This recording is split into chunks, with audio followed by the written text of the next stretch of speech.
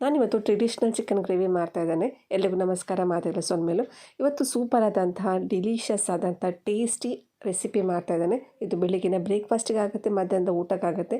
ಸೇಮಿಗೆಗೆ, ಆಪಮ್ಗೆ ಮತ್ತು ಕೋಳಿ ರೊಟ್ಟಿಗೆ ಸೂಪರ್ ಆದಂಥ ಕಾಂಬಿನೇಷನ್. 2 ಈರುಳ್ಳಿ ತೊಗೊಂಡಿದ್ದೇನೆ. ಒಂದು ಈರುಳ್ಳಿ ಮಸಾಲೆ ರುಬ್ಬೋದಕ್ಕೆ, ಮತ್ತೊಂದು ಈರುಳ್ಳಿ ಒಗ್ಗರಣೆಗೆ. ನಾನಿಲ್ಲಿ ಚಿಕನನ್ನು ಭಾರತ್ ಚಿಕನ್ ಅವರಿಂದ ತರಿಸೋದು. ನಾನು ಯಾವಾಗಲೂ ಭಾರತ್ ಚಿಕನ್ ಅವರಿಗೆ ಕಾಲ್ ಮಾಡಿ ಮನೆಗೆ ಆರ್ಡ್ರ್ ಕೊಡ್ತಾರೆ, ಅಂದರೆ ಮನೆಗೆ ತಂದು ಕೊಡ್ತಾರೆ. ಅವರ ಚಿಕನ್ ಕ್ಲೀನಾಗಿರುತ್ತೆ ಮತ್ತು ಟೆಂಡರ್ ಆಗಿರುತ್ತೆ, ಸ್ಮೆಲ್ ಕೂಡ ಇರೋದಿಲ್ಲ. ನಾನು ಇವಾಗ ಹೊರಗಡೆಯಿಂದ ತಂದರೆ ಸ್ಮೆಲ್ ಇರುತ್ತೆ ಮತ್ತು ಗಟ್ಟಿ ಇರುತ್ತೆ, ಒಂದು ಸ್ವಿಂಗಮ್ ಥರ ಆಗುತ್ತೆ, ಮಕ್ಕಳಿಗೆ ತಿನ್ನಲಿಕ್ಕೆ ಆಗೋದಿಲ್ಲ. ಡೋರ್ ಡೆಲಿವರಿ ಇದೆ, ನಾವು ಜಸ್ಟ್ ಕಾಲ್ ಮಾಡಿದರೆ ಸಾಕು, ಅವ್ರು ತಂದು ಕೊಡ್ತಾರೆ. ನಾನು ಇವತ್ತು ಮಾಡುವಂಥ ಚಿಕನ್ ಗ್ರೇವಿ ಇದೆಯಲ್ಲ, ಫಾಸ್ಟ್ ಆಗುತ್ತೆ ಮತ್ತು ಟೇಸ್ಟಾಗಿ ಆಗುತ್ತೆ. ಇವಾಗ ನಾನೊಂದು ಬಾಣಲೆ ಇಟ್ಟಿದ್ದೇನೆ, ಬಾಣಲೆಗೆ ಸ್ವಲ್ಪ ತೆಂಗಿನೆಣ್ಣೆ ಹಾಕ್ತಾ ಇದ್ದೇನೆ. ನಾನಿವಾಗ ಮಸಾಲಾನ ಹುರ್ಕೋತಾ ಇದ್ದೇನೆ.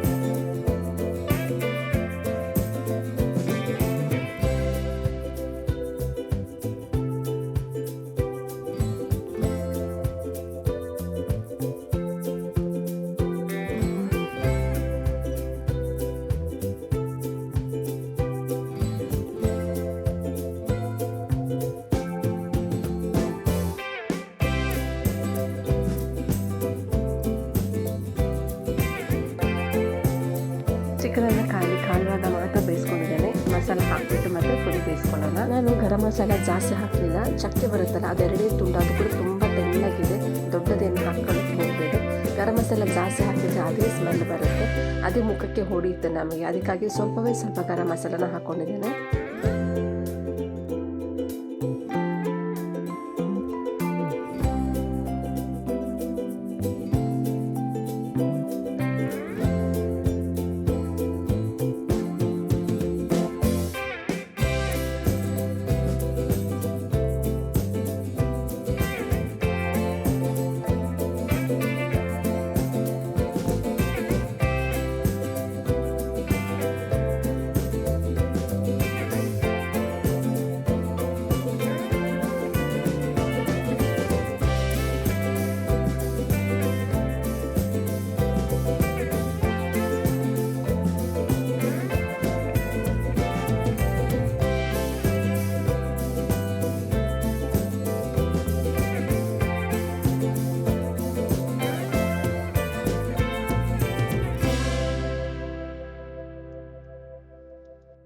ಚಿಕನ್ ಗ್ರೇವಿ ರೆಡಿ ಆಗಿದೆ ಮತ್ತು ಕೋರೊಟ್ಟಿ ಕೂಡ ರೆಡಿ ಇದೆ. ನಾನಿವತ್ತು ಕೋರೊಟ್ಟಿ ಜೊತೆ ಚಿಕನ್ ಗ್ರೇವಿನ ಟೇಸ್ಟ್ ಮಾಡ್ತಾ ಇದ್ದೇನೆ.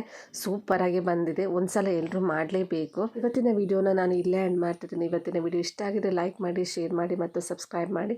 ಮತ್ತೊಂದು ಹೊಸ ವಿಡಿಯೋದೊಂದಿಗೆ ಮತ್ತೆ ಸಿಗೋಣ. Until then take care, bye, thank you.